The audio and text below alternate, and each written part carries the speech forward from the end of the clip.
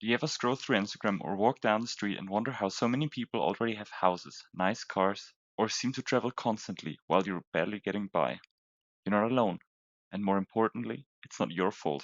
The truth is, the system is rigged against you, and it's been set up to make you feel like a failure, while the wealthy stack the deck in their favor. Sure, some people are showing off things they can't afford, financed by debt, credit cards, or leasing. And yes, many of them will eventually pay the price. But that's not what I'm here to talk about today. Today, I want to talk to the people who did everything right. You studied hard, you stayed out of debt, you got a good job, maybe you even work in IT or another high paying field, and still, you feel like you're falling behind in life. Why? Because the rules of the game have changed, and unless your parents were already wealthy, the odds are stacked against you. So, what's really going on here? In the next few minutes, I'm going to break it down for you. We'll look at why housing has become a losing game, why everyday costs are spiraling out of control, how the system is set up to make sure you stay stuck, and how the rich play by a completely different set of rules. It's not just bad luck, it's by design. Let's get into it. Let's talk real estate. For generations, buying a home was the first real step to building wealth, but that's gone now. Today, houses in most major cities are completely out of reach for the average person. And why is that so? Because rich investors bought everything up already. Corporations, hedge funds, and landlords with 20 plus properties have snapped up entire neighborhoods. They don't care about communities, they care about cash flow only. The result? Skyrocketing home prices. In cities like Munich, Toronto, Sydney, New York, the average home costs half a million to over $1 million or euros. Unless your parents are helping with a down payment, you're locked up. And rent? It's just as bad. In some cities, rent eats up 40 to 60% of your take home pay. That makes it nearly impossible to save up, and buying a home becomes a fantasy. The second reason is clearly inflation. It's not just your imagination, everything really is getting more expensive nowadays.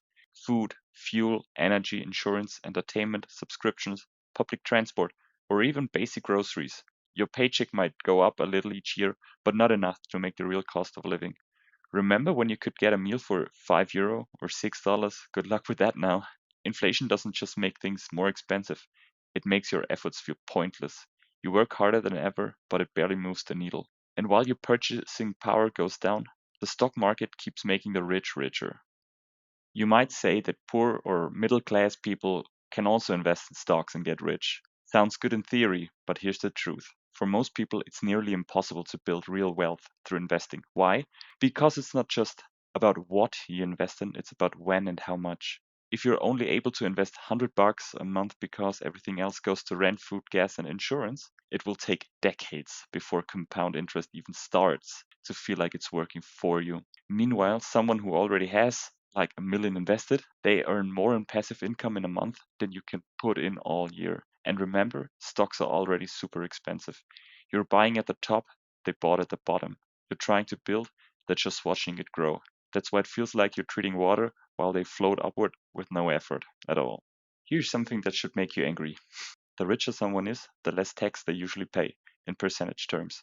Middle class workers pay income tax straight from the paycheck, but the ultra rich, they don't earn income, they own assets, stocks, real estate, private equity. These generate capital gains, dividends, and paper wealth, which are taxed less, deferred, or not taxed at all.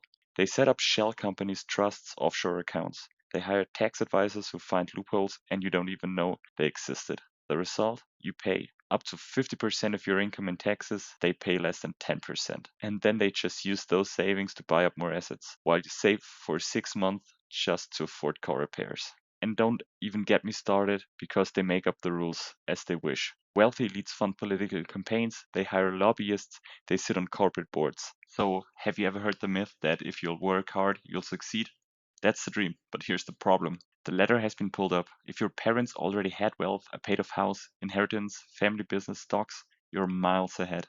But if you're starting from zero, like I was, you're trying to build a future while paying more for everything, earning less in real terms, and watching others fly past because of what they were born into.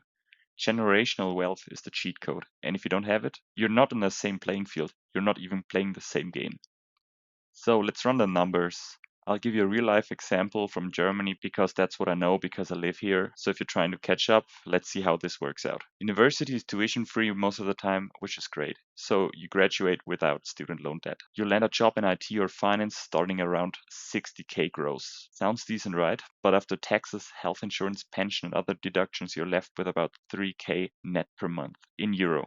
You get a raise over the years. Now you earn like 80 to 90K at best after 4 or 5 years. That puts you in the top 10% of earners. So you're already considered as lucky. Not everyone can earn a wage like this. Still, after deductions, you maybe take home 4 to 4.5K a month, which is a really decent salary here. Let's say you live modestly and save 1,500 each month. That's like 18K a year. A modest house, 500K minimum. With a 4% interest rate, you'll pay hundreds of thousands in interest over 25, 30 years. You'll be nearly retired by the time it's paid off if nothing goes wrong. Job loss, illness, divorce, recession, you're in deep trouble now.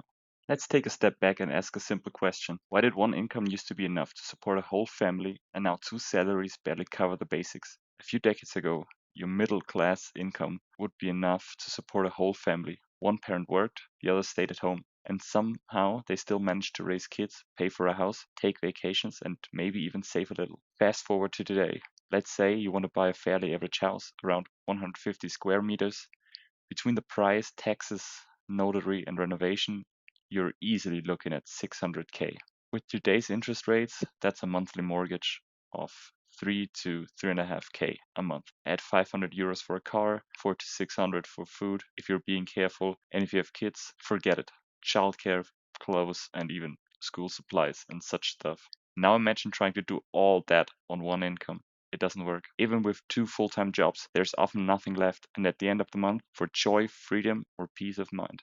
The system now requires both parents to work full-time just to stand still, and that's only if nothing goes wrong. Ever wondered why no one is having kids today? So what can we do? First, stop blaming yourself. The world has changed and it's not your fault. Second, let's talk about it. Don't keep this to yourself. Share this message. Open up conversations. Third, focus on what you can control, your skills, your financial literacy, your community, your mental health. And finally, demand change. This isn't suitable. If we don't speak up, vote smarter, push for housing reforms, financial fairness, and accountability, the rich will keep hoarding wealth and power and blaming us for being tired and poor. But the more we open our eyes and speak the truth, the more power we take back. Don't let fake lifestyles online make you feel like you're left behind. You're not behind. You're surviving in a system that wasn't built for you to succeed. And just by waking up to that, you're already ahead. If this resonated with you, hit like, subscribe, and drop a comment. I'd love to hear your story. You're definitely not alone in this, and talking about it is the first step toward making sense of it all.